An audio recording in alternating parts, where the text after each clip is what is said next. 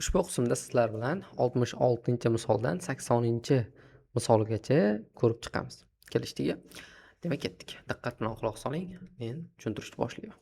66 1dan 200 gacha nechta natural sonlar orasida nechtasi 2 ga bo'linadi? Ya'ni 1dan 200 gacha yozib chiqilgan nechtasi 2 ga bo'linadi? 2, 4, 6, 8, 10, 12, 14, 16 va hokazo 200 gacha. Endi savol tug'iladi, sanab chiqamizmi degan. Yo'q, sanamaymiz. Bundan-da oson usul bor. Mana diqqat bilan quloq solsangiz o'rgataman. Demak, buning uchun nima qilamiz? 1dan boshlangan 200 gacha oxirgi raqamini, ya'ni oxirgi sonni 200 da bo'lamiz 2 ga. Demak, teng 100 ta. Demak, javob 100 ta ekan. Ya'ni 1dan 200 gacha 100 ta son 2 ga bo'linadi. Mana oddiygina. Ko'rdingizmi? Qiyin emas. 67 ga qarang. Tushunmaganlar uchun yana bitta tushuntiraman. 1dan boshlab 100 gacha natural sonlar ichida nechtasi 3 ga bo'linadi? Eng oson usuli o'sha oxirgi raqamni 3 ga bo'lasiz. 100 ni 3 ga bo'lsak, 33 butun nechidir bo'ladi? Bizga butun qismi kerak 33. Ya'ni 1dan 100 gacha 33 ta son 3 ga bo'linadi. Ko'rdingizmi? Qiyin emas. 68. 1dan 400 gacha nechtasi 5 ga bo'linadi? 400 ni 5 ga bo'lib qo'yasiz. Demak, 400 ni 5 ga bo'lsak, 20 ta demoqchi bo'pman. 80 tasi. Bo'ldi, demak 80 ta ekan 68 ga. Ko'rdingiz, juda ham oson. Mana e'tibor qiling, davom etamiz. 69. 1dan 300 gacha nechta son 7 ga bo'linadi? Nima qilamiz? 300 ni 7 ga bo'lib qo'yamiz. Demak, 300 ni 7 ga bo'lamiz. Bizga butun qismi kerak. 42 butun nechidir bo'ladi? Demak, 42 ekan. Ko'rdingizmi? 70. 70 da 1dan 60 gacha nechtasi 3 ga bo'linmaydi? Endi bo'linmaydisini so'rayapti. E'tibor qiling. Mana bu bo'linadi, bu bo'linmaydi. Bo'linmaydigan qanday topamiz? Birinchi bo'linadiganni topamiz. Buning uchun 60 ni 3 ga bo'lamiz. 20 ta. Ya'ni 1dan 60 gacha son ichida 20 tasi 3 ga bo'linadi. 20 tasi.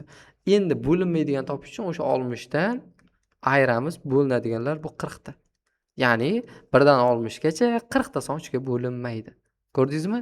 Juda ham oson. Tushunmaganlar uchun qarang, yana bitta tushuntiraman. Diqqat bilan quloq soling. 71. 1dan 40 gacha nechtasi 5 ga bo'linmaydi? Birinchi bo'linadiganlarni topamiz. 40 ta 5 ga bo'lamiz. 8 ta. Ya'ni 1dan 40 gacha 8 ta son 5 ga bo'linadi. Endi o'sha 40 ta sondan 8 tasi bo'linsa, nechtasi qoladi? 32 tasi. Demak, 32 tasi bo'linmaydi. Javob 32. Ko'rdingizmi? Mana. 72. Endi 72 boshqacharoq.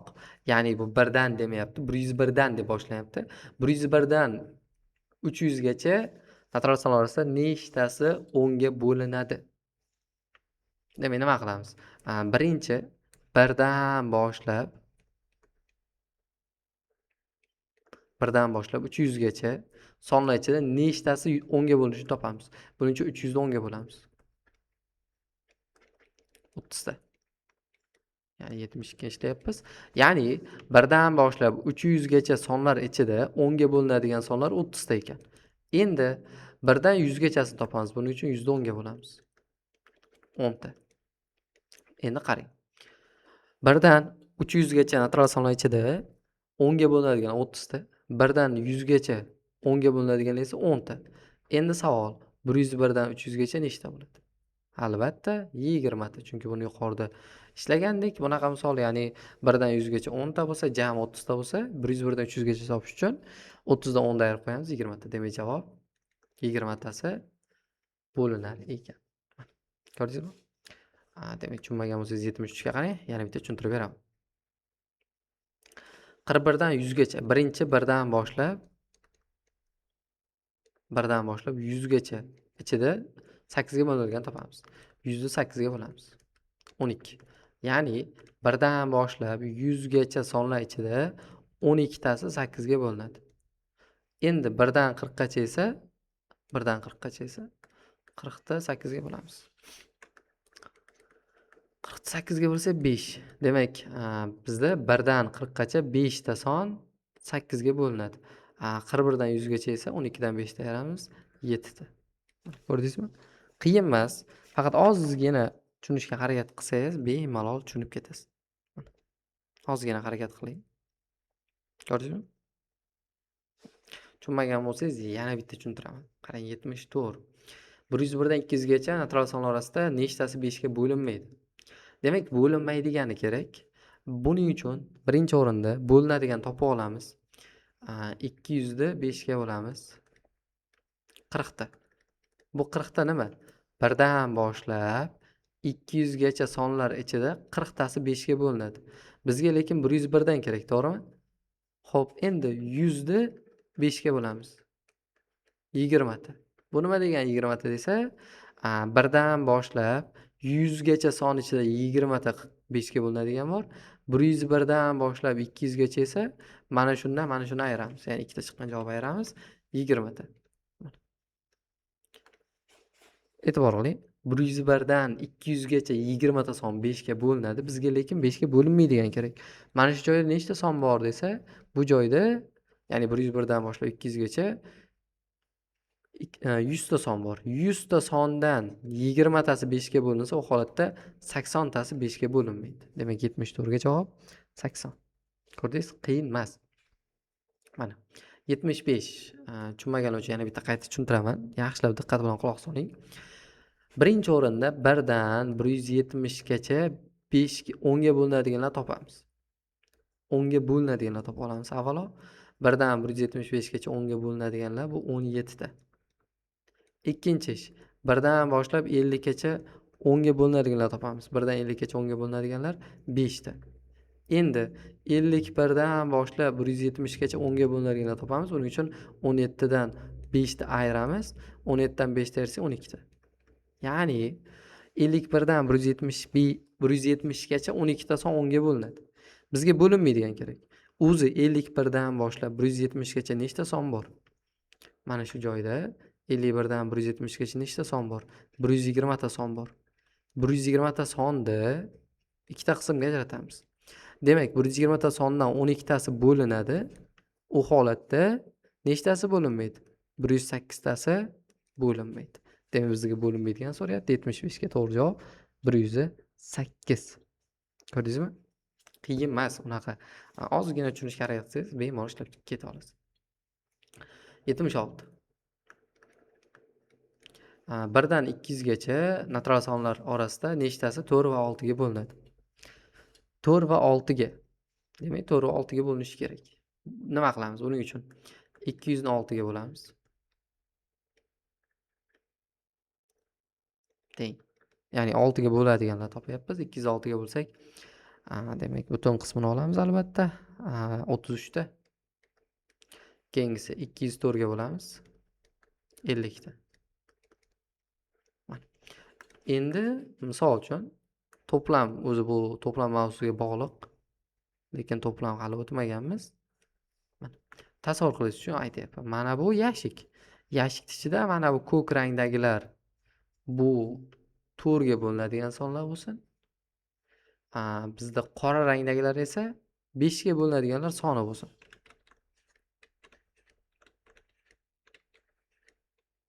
Bu 5 ga bo'linadiganlar soni. Ko'rdingizmi? Demak, bizga 4 ga bo'linadiganlar soni, ya'ni ko'k ranglar 33 ta. 50 ta deylik. 50 ta. Demak, 6 ga bo'linadiganlar soni esa 33 ta.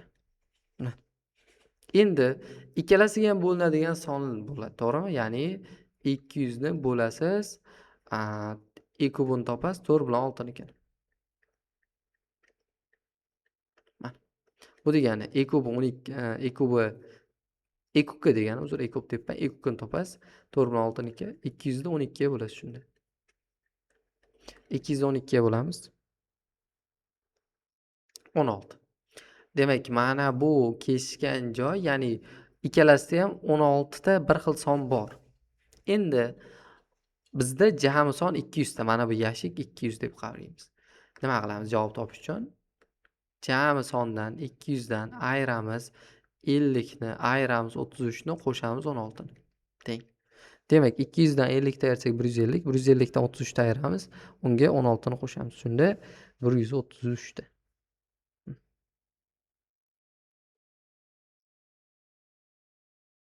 Bizga bo'linadigan kerak, uzr. Men bo'linmaydigan topib qo'yibman. Bo'linadigan topish uchun mana 50 ga 33 ni qo'shib 16 ni ayirib qo'yamiz.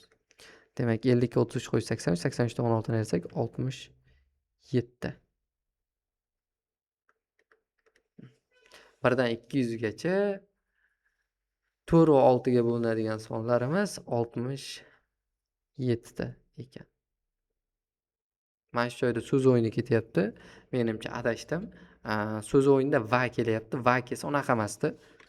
Mana ko'ryapsizmi? Biz ham adashamiz mana. Xo'p. Hozir yoki misolda ko'rib oldim. 76 ni qarang, qayta tashlab beraman. 76. 4 va 6 ga, ya'ni ikkalasiga ham bo'linish kerak. 4 ga ham, 6 ga ham bo'linish kerak degan. U holatda nima qilamiz? U holatda 200 ni bo'lasiz e kukiga 4 va 6 niki. Va butun qismi olasiz. Demak, 200 ni bo'lamiz, 4 va 6 ni e kuki 12. 200 dan 12 ga bo'lamiz 16 ta. Ya'ni 1 dan 200 gacha 4 ga ham 6 ga ham bo'linadigan sonlar 16 ta ekan. Javob 16 ta. Ko'rdingizmi? Agar yoki kelganda boyagidek ishlardik. Men boya ishladim, ko'chirib tashlaganim o'shanda. 77 va kelyaptimi? 200 ni bo'lasiz, e kukini topasiz birinchi. Mana shu 6, 9, 10 ekan. Mana. Ko'rdingizmi? Demak, 200 ni bo'lamiz. 6, 9, 10 ni e kuki 2 ko'paytirib 3 kvadrat ko'paytirib 5, 10, 90 bo'ladi. 290 ga bo'lsa 2. 77 ga, demak 1 dan 200 gacha sonlar orasida 6 ga ham, 9 ga ham, 10 ga ham bo'linadigan son bu 2 ta. Birinchisi 90, ikkinchisi 180. Mana shu ikkita son ham 6 ga, ham 9 ga, ham 10 ga bo'linadi. Boshqa sonlarga bo'linmaydi. O'shansini topish so'ralyapti 77 da. 78 da ham xuddi shunday ish qilamiz. Ya'ni 400 ni bo'lamiz 8 va 10 ni e kuki. 8 bilan 10 ni e kuki nechi bo'ladi desa 40 bo'ladi. Mana.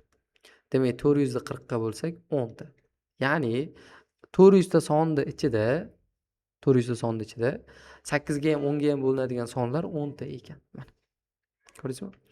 79. 1 dan 300 gacha 4 ga, 6 ga, 10 ga deyapti. Demak, 300 ni bo'lasiz 4, 6, 10 ni e kukiga. 4, 6, 10 ni e kuki nechi bo'ladi desa, xo'sh, 2 ni kvadrati 60 bo'ladi.